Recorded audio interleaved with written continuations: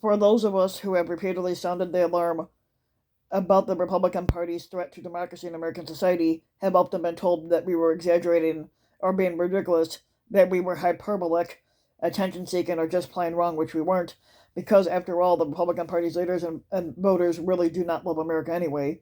Last week, the Republican National Committee dropped any remaining pretext of what they refer to as patriotism or love of democracy with its now infamous statement that those who attacked the U.S. Capitol on January 6th of 2021 were ordinary citizens, which they weren't, engaged in a legitimate political discourse, which it was not.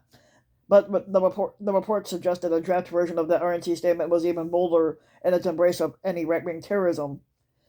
Last Friday, the statement of the support for fascism announced that the Republican Party has birthed a monster that will ultimately eat it alive. But looking beyond outrage and disgust, what does this tell us about America in this moment of existential crisis? And if we look at the terms of the mainstream news media and America's political class, it reveals truly in how deep the capacity of denial goes for the Republican Party. Now, many of the same voices who insisted that the Republicans were not fascists, which they are, and they did not pose an existential threat to democracy, which they do, also downplayed or outright dismissed the obvious evidence that Donald Trump and his cabal were trying to attempt a coup to nullify the 2020 presidential election. Many of these same gatekeepers and boundary keepers then claimed that the January 6th coup was a one-off, a disorganized and spontaneous riot, and that the long-term existential danger were exaggerated. And why? Because they were invested in the idea that the institutions had worked, and that Trump's coup was doomed to fail from the beginning thanks to democratic norms and the rule of law. Now we look back a year later, after the Klan attack on the Capitol, and that there was a mountain of evidence that confirms what was obvious at that time and before. Trump's coup attempt was a highly coordinated nationwide effort whose ultimate goal was to overthrow multiracial democracy and install Trump back as a dictator. Ultimately, the Republican Party's embrace of fascism as a now indispensable part of its identity should not be a surprise to anyone. This de-evolution was years in the making. In a recent essay for the New York, in a recent essay for the New York, New Republic, man, hold on a second. Okay, there we go.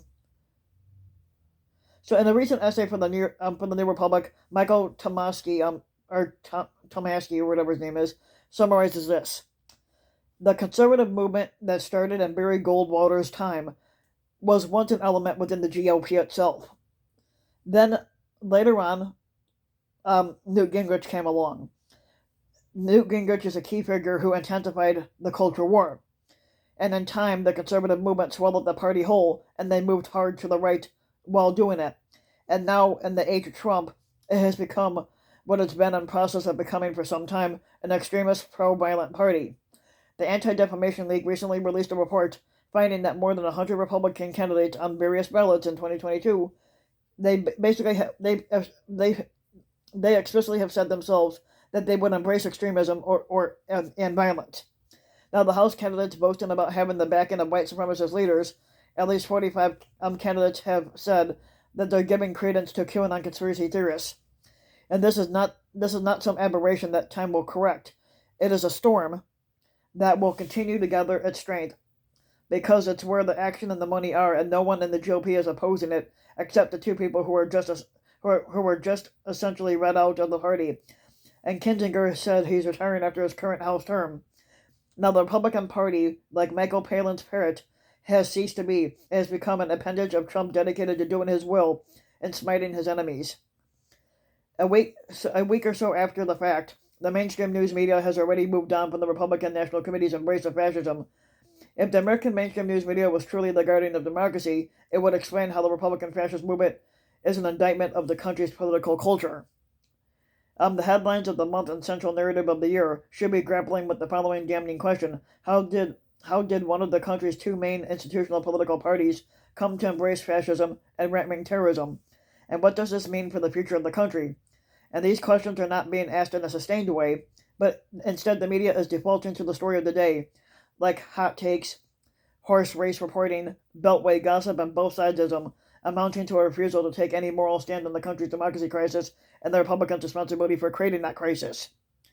Now we look back 50 years ago. Hannah Arendt described the role that today's Republican Party plays as a front organization for fascism and authoritarianism in her essential work called The Origins of Totalitarianism.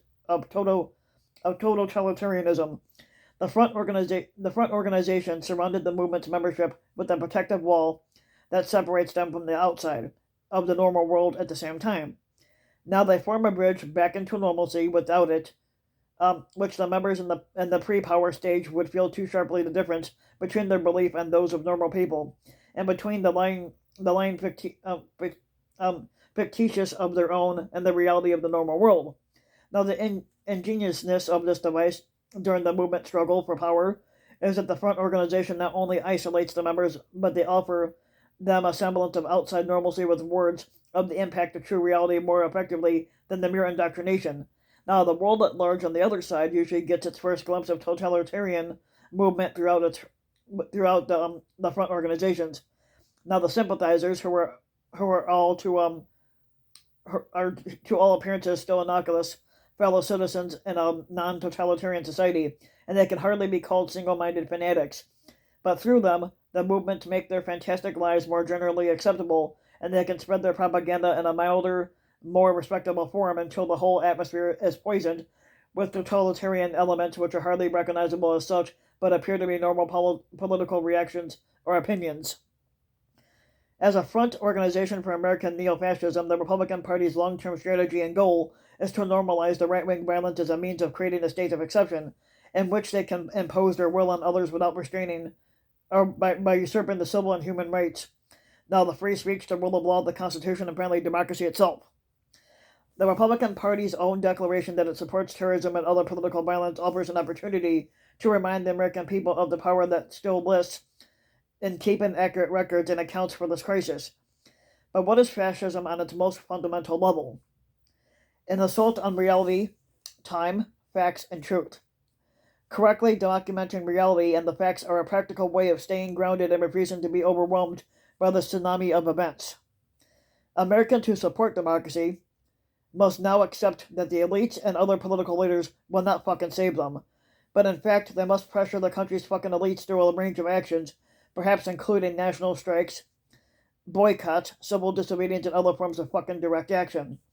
But they should consider joining or even forming local organizations and other civil society groups to make possible the grassroots organizing that can resist and then defeat American neo-fascism, and those who have the material resources to support such efforts must consider best how to use that. Pro-democracy, Americans need to understand that the struggle against American neo-fascism will be a long and difficult ride. There is no rapid or easy solution to this crisis, but defeating fascism will require a personal and a collective sacrifice. Now, writing at the Atlantic, Linda Hirschman offers these lessons from American history and the Black freedom struggle, which merit being quoted at length. The fault lines of today's political chasm will go to the decades that preceded the Civil War. One can see them in our geography, and most of the states that will recriminalize abortion, for example, are in the old Confederacy and the rural or deindustrialized regions it influenced. And in our racial division, which continues to render the country into more or less than two camps. Today's challengers are different, and no offense can be compared with the slavocracy of the antebellum period, but anyone who cares about basic principles of democracy can see that our struggle is much the same. In 2013, the Supreme Court had put the Democrats at an enormous disadvantage by gutting the Voting Rights Act and handing back elections to the minority party dominated in the rural state legislatures.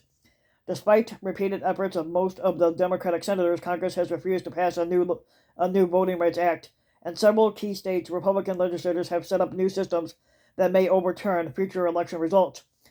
Going back in June, the Supreme Court is likely to rule that American women no longer will have a constitutional right to refuse to bear a child, despite the fact that polls regularly show that the overwhelming majority of Americans support some level of abortion rights. Now, these are dark times ahead, but dark times do not always prevail. Now, 4 decades after a black spokesman told their white so-called friends in the execrable American colonization society that they would not be returned to Africa, And just 30 years after the black activist David Walker published an appeal to the colored citizens of the world, he promising that the blacks once started would form a gang of tigers and lions, and the newborn Republican Party won the ascendancy on the platform of restricting slavery. 10 years after Garrison torched his copy of the Constitution, Abraham Lincoln signed the Emancipation Proclamation. And how did it come to that? The specifics of their fight are not identical to what pro-democracy Americans now face, but the work of the abolitionist movement is comprehensible and replicable. It is the closest thing that we have to a blueprint for how to restore a democracy. Almost every tactic that the mostly white abolitionists used derived from methods that black organizers had tried first. Now, Walker's appeal, published in 1829, inspired Garrison. There was a black convention and a lodge movement well before the first white or interracial anti-slavery society, but one lesson emerges loudly from history. Now, neither black nor white Americans could have done it alone by themselves, but they made an alliance and they dug in for the long haul and they left a playbook. Americans who believe in democracy must balance optimism and realism, something that the Republicans can't do. But without succumbing to fatalism. The fight has hardly begun, and too many people are exhausted and have preemptively surrendered. Now, most importantly of all, pro-democracy Americans should resist the temptation or urge to compromise with their enemies or to appease them on any level. There is no room for bipartisanship, compromise, or truce with the Republican fascists and their allies. This only normalizes evil and all but guarantees that the fascists are an eventual victory, which we don't want to give them. Now, unfortunately, the leaders of the Democratic Party have not learned this lesson. President Biden recently spoke at the National Prayer Breakfast one day before the Republican National Committee's official embrace of the January 6th Klan insurrection. At that breakfast, Biden spoke directly to Senate Republican leader Moscow Mitch, saying, "Moscow Mitch, I don't want to hurt your reputation." Technically, Moscow Mitch doesn't have a reputation, and that is not the epiphany that we're having at the moment. You're a man of your word, which he's really not, and you're a man of honor, which he's not. In the midst of an existential threat brought on by the Republicans and their followers, the President of the United States told the most powerful Republican legislator with evident sincerity that he was a friend, which Republicans don't know how to make friends. That crystallizes all the ways the Democratic leadership is not reacting with the urgency of now to save American democracy. Now, President Biden's words suggest that he and his party are simply not up to the challenge of defending the American democracy from the fascist onslaught. And so often it occurs in moments of great struggle and challenge that the few must save the many. And that salvation, if it comes, will not come from the so-called leaders of Washington. So who will step up and take the role and step forward? And if you like the video, give the video a like and subscribe to my channel, REW King. And also hit the notification bell so that you'll be notified when a new video comes out. And if you want to support my work even further, you could donate to Patreon, because I have a Patreon link which you could find on my About section on my YouTube channel. And if you want to donate, you can to help further support the channel.